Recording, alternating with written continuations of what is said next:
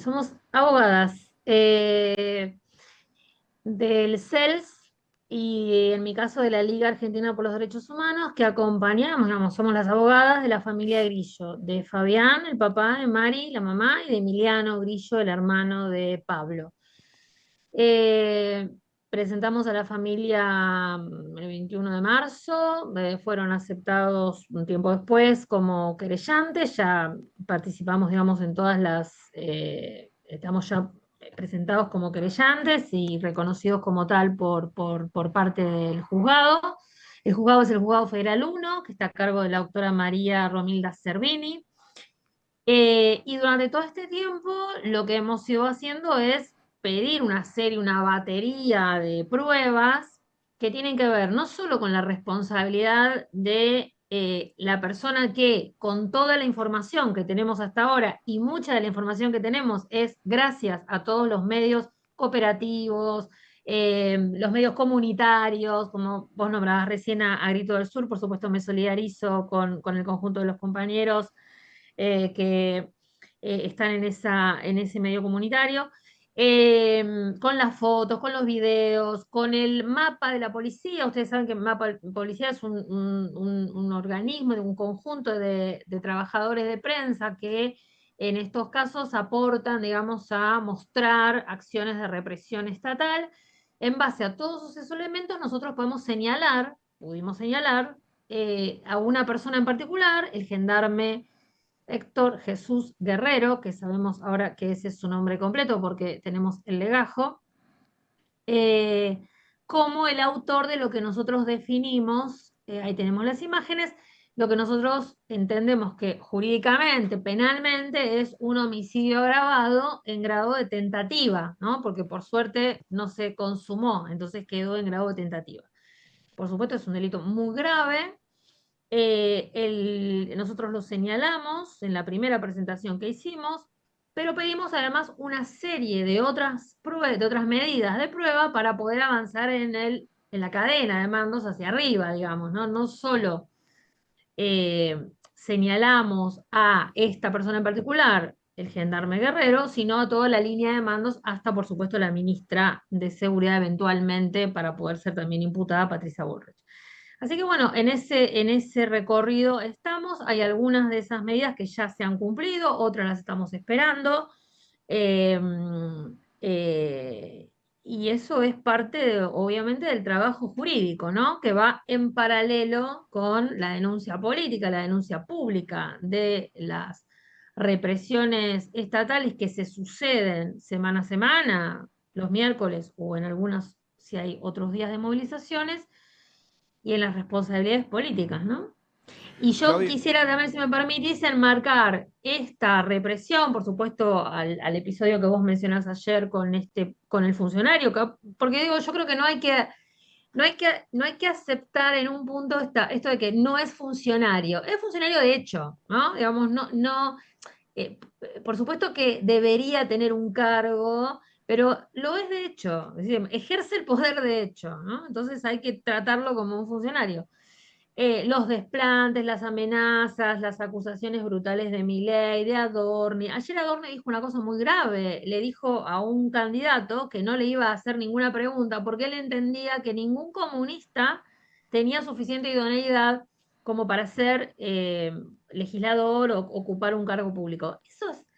Eso sumado a ratas, zurdos, imbéciles, idiotas, etcétera, etcétera, mandriles, no es algo para tomarse a la ligera porque está construyendo sujetos sin humanidad, ¿no?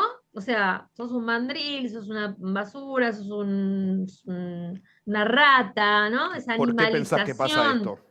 ¿Por qué pensás que hacen eso? Bueno, es que la construcción, es que es tan repetido que a mí a veces me aburro de escucharme, porque lo que pasa es que por ahí muchas personas, uno piensa que eso es conocido, sabido, parte de la historia de la humanidad. Hitler, que a determinados sectores les molesta tanto que se lo mencione o se lo compare, no es que los episodios se repiten en la historia, pero la construcción de un otro con características de animal o con deformaciones físicas o atribuyéndole la responsabilidad por todos los males que sufre el pueblo, en su momento el pueblo alemán, hoy el argentino de bien, ¿no? Digamos, cuando no hay mucha diferencia entre el pueblo alemán del que hablaba el pueblo alemán sano del que hablaba Hitler al comienzo de su mandato, digamos, de su irrupción en el poder, y la señalización de que los judíos y las caricaturas de los judíos con las narices encorvados, llenos de plata, atacando al pueblo alemán, no se diferencia demasiado de la construcción de la oposición al mileísmo como ratas que huimos, que no, digamos, y que somos, digo, porque me incluyo, obviamente, los zurdos, o mandriles con el culo roto, o ratas que huyen. Todo eso nos deshumaniza. Y cuando vos deshumanizás a quien tenés enfrente, lo podés exterminar fácilmente. ¿Qué haces con una rata en tu casa? O si tenés ratas, las exterminás. No te puedes a pensar, pobre ratita, me duele mucho su sufrimiento. No, o sea, es una plaga y la exterminás. Entonces, no es muy grave. Hay demasiados hechos gravísimos que pasan, ¿no? Las Fuerzas Armadas autorizadas a detener civiles. ¿Cómo? ¿Cómo es esto? Tal ¿Cómo, cual. cómo es posible que esto avance con esa facilidad, ¿no? Entonces creo que esto está enmarcado, digo, por eso me parece que hablar de la tentativa de homicidio contra Pablo, la agresión de ayer contra este valiente fotoperiodista de Tiempo, creo que es de Tiempo, ¿no? El compañero que ayer Becerra, Antonio Becerra. sacó la foto a Caputo. Bueno, van en la misma dirección, ¿no? Construir enemigos internos. Entonces, las Fuerzas Armadas van a empezar el argumento va a ser el narcotráfico. Y mañana el argumento puede ser, qué sé yo, los terroristas que marchamos Ya por lo la hicieron calle. eso. ¿Te acordás la ¿Eh? última manifestación por la Ibases? Que las personas que habían quedado Exacto. detenidos por ser considerados alterar el orden público, o golpistas. Es como una discursiva Sí, que ya por se repite. sedición, mucho más que alterar el orden público, por Ujú. sedición, porque alterar el orden Claro. público incluso puede ser hasta una contravención. Sedición es intentar derrocar a las autoridades legítimas, que es, digamos, una especie de golpe de Estado cometido por personas que nos vamos a movilizar en un acto, ¿no? Claudia, déjame volver un segundito a lo que es la salud de Pablo. Vos sos allegada. Te quiero preguntar, no dejar de pasar esta oportunidad de que podamos hablar también de esto, de cómo está Pablo, qué se Por sabe supuesto. de su estado de salud. Esto es importantísimo y no hay que olvidarse. Sí, por supuesto. Mira, yo además te dejo dicho que todas las personas que se preocupan por la salud de Pablo, la familia tiene una cuenta en Instagram y lo publican también en X que se llama Justicia por Pablo Grillo y todos los días, yo acabo de mirar, no es que tenga una comunicación directa todo el tiempo, miro ahí. Pablo sigue en terapia intensiva, en estos días ha tenido algunos episodios de fiebre, entonces eso hay que controlarlo con antibióticos. No ha tenido más, había habido ahí un problema con una pérdida de líquido cefalorraquídeo, eso está, digamos, aparado porque le han hecho una intervención para eso. Está despierto, conversa, se ríe, lee, escucha música. Ayer un compañero del área de prensa del CES le llevó, por ejemplo, esto es como un detalle, ¿no? De color, le llevó como una especie de pantallita de esas que se escribe y se borra para que se entretenga, porque obviamente está podrido de estar ahí Sí, en el hospital. Son muchos días, eso fue el 12 de marzo, ya se van a cumplir 2 meses, tal cual. entonces las largas hospitalizaciones tienen también obviamente sus problemas. Así que esperamos, o espera la familia, que probablemente la semana que viene pueda comenzar, si cesa la fiebre y se mantiene estable, un periodo de rehabilitación ya en otra dependencia, ¿no? En otro hospital específico, un hospital específico de Para rehabilitación. rehabilitación, tal cual. Sí, sí, Exacto. importantísimo eso. Claudia, ¿qué jurisprudencia hay, qué antecedentes hay respecto de casos similares a los que ustedes están llevando adelante en términos de denunciar de manera ascendente, encontrar una cadena de responsabilidad institucional por una cuestión que está ligada a la violencia institucional, a la represión o a la violencia institucional en cualquiera de sus formas. ¿Qué antecedentes hay?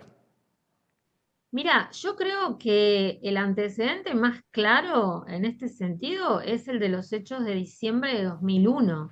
Bien. Luego, como para mirarlo en términos de responsabilidades penales que finalmente se logró condena, ¿no? Tanto al entonces secretario de Seguridad Matov como al, no me sale el término, jefe, perdón, me salía director, jefe de la Policía Federal Santos, ¿no?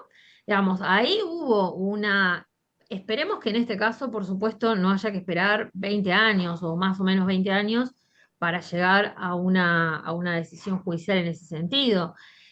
Por eso nosotros somos muy, a ver, cautelosas en términos de afirmar, porque una cosa son las responsabilidades políticas y otra cosa son las responsabilidades penales, ¿no? Y el camino no es el mismo, digamos, la manera de demostrar una responsabilidad penal no es la misma que la de demostrar una responsabilidad política. Esto me parece muy importante porque me parece que muchas veces se mezclan, ¿no? Entonces, por supuesto que políticamente nosotros no tenemos ninguna duda de que la ministra Ulrich es responsable, incluso yo te diría a título personal, el presidente Milei es responsable de estas acciones que cometen las fuerzas de seguridad, la manera en que actúan frente a los manifestantes. Por supuesto, por ejemplo, bajo el gobierno del presidente Kirchner y la ministra Garré, la actuación policial era notoriamente otra. Podía haber y había hechos de violencia estatal, pero frente a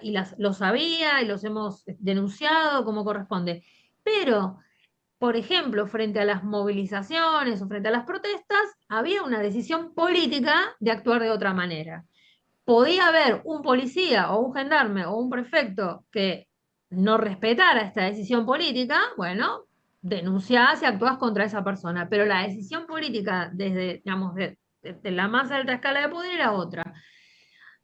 Ahora, la responsabilidad penal hay que probarla. Entonces, no alcanza con decir Bullrich se la pasa dando discursos de odio. Penalmente, vos tenés que demostrar que algo que ella hizo tiene una respuesta jurídico-penal, ¿no? Y eso, bueno, tiene que ver con las órdenes, con lo que se habló durante todo el 12 de marzo, por eso nosotros pedimos las modulaciones, o sea, las comunicaciones verbales que había entre la sala de situación. Esa información todavía es la que nos llevó. Y yo hay una cosa que me parece muy importante que quiero denunciar, sí, políticamente, digamos, públicamente, ya lo hemos dicho. La defensa del gendarme Guerrero, perdón, son dos abogados que fijan su domicilio legal en la sede de la Gendarmería Nacional. Entonces, vos fijate una especie de paradoja ridícula. Nosotros, en cualquier proceso judicial, vos tenés, bueno, en casos cuando hay víctimas, ¿no? Personas que son víctimas de algún hecho, la víctima y la querella, que los representa, la fiscalía, el juez o la jueza, y la defensa. Está perfecto. Ahora, nosotros como querella estamos, por ejemplo, pidiendo pruebas que se produzcan en el mismo lugar donde los abogados de la defensa trabajan. ¿Se entiende? Y no es la defensa de Juan Pérez, es la defensa de un funcionario público, de un funcionario del Estado, funcionario público no, un agente del Estado. Entonces, eso es un problema grave. Ahora, eso es una cuestión que nosotros denunciamos digamos, públicamente y políticamente porque penalmente no está prohibido. Claro, claro, La claro, claro. defensa corporativa no está prohibida, lamentablemente no está prohibida. Entonces, ¿qué hay que hacer ahí? Bueno, ahí son los legisladores y las legisladoras quienes deberían, para que no suceda esto, que no haya defensores de personas acusadas de delitos gravísimos en el marco de una represión, defensores que sean de la misma fuerza que pertenecen esos. Ni siquiera se cuidaron de que sean abogados del ministerio, no, son abogados de gendarmería que fijan por lo menos su sede, su domicilio en Gendarmería. Y Entonces, esto, bueno, ahí hay una discusión que hay que dar en el ámbito legislativo, ¿no? Esto, para cerrar, esto que vos me marcás, esto es lo que ya lo habían dicho anteriormente, que es, por decir curioso, por lo menos. Esto, en términos concretos, ¿qué consecuencias podría tener para ponerlo en palabras?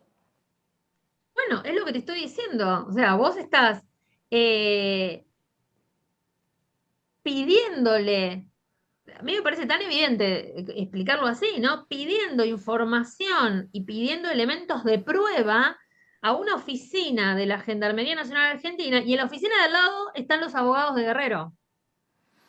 O sea, que se O podría sea, generar algún problemita para yo pedir no estoy algo, capaz diciendo, que algo no no, sucede. bueno, pero es un poco, digamos, estamos corriendo en ese punto, digamos, hay una, y políticamente, obviamente, hay una defensa corporativa en la decisión del Estado de defender la actuación criminal de uno de sus agentes. Y ojo, yo no estoy diciendo que Guerrero no tendría que tener defensa, obviamente, pero existe la defensa pública, la defensa oficial, que es para cualquiera. Nosotros en nuestro país tenemos personas acusadas de los delitos más horrendos que un ser humano puede cometer, como criminales de lesa humanidad, que tienen defensa pública y está perfecto.